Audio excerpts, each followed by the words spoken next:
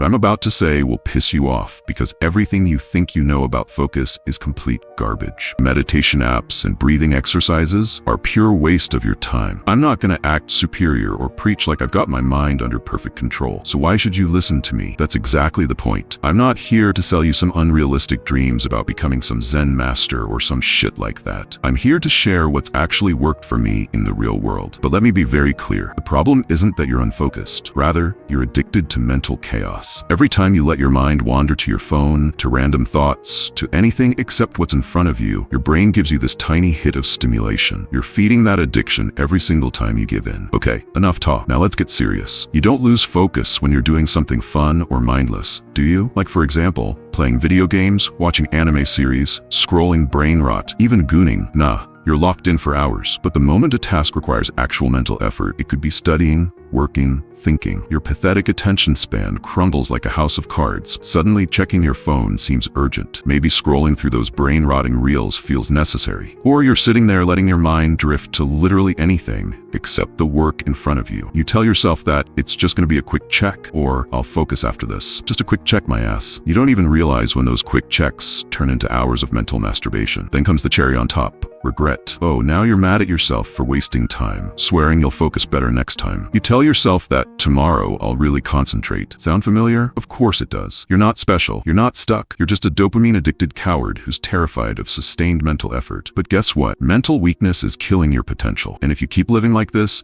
you'll stay exactly where you are, scattered, frustrated, and average. So here's what you're going to do if you've got even an ounce of self-respect left. When you catch your focus drifting, and trust me, you'll know when it happens, you're going to do what I call the focus snap. Step 1, physically snap your fingers. Hard, make it sting a little. Step 2, say out loud, focus now. I don't care if people hear you. Do it. Step 3, take exactly 3 deep breaths while staring directly at your work. Step 4, get back to the task immediately. No phone checking, no organizing your workspace, no bullshit preparation rituals. And here's the punishment. If you fail to do the focus snap 3 times in one session, you delete or block your most used app for the rest of the day. Go to the comments right now and type how many hours you wasted this week because your focus was trash. Be honest. Let's see who's brave enough to admit their numbers. But let's be real here. Most of you won't do it. You'll keep nodding along, pretending you're motivated, then go right back to being the same scattered unfocused waste of potential you've always been. And when you're 5 years deep in regret, wondering why everyone else got ahead while you stayed behind, don't come crying about how life's unfair. If you've been following my channel for any amount of time, you know I don't mess around. So don't be one of those spineless watchers who stays mediocre because they refuse to actually try anything. Now,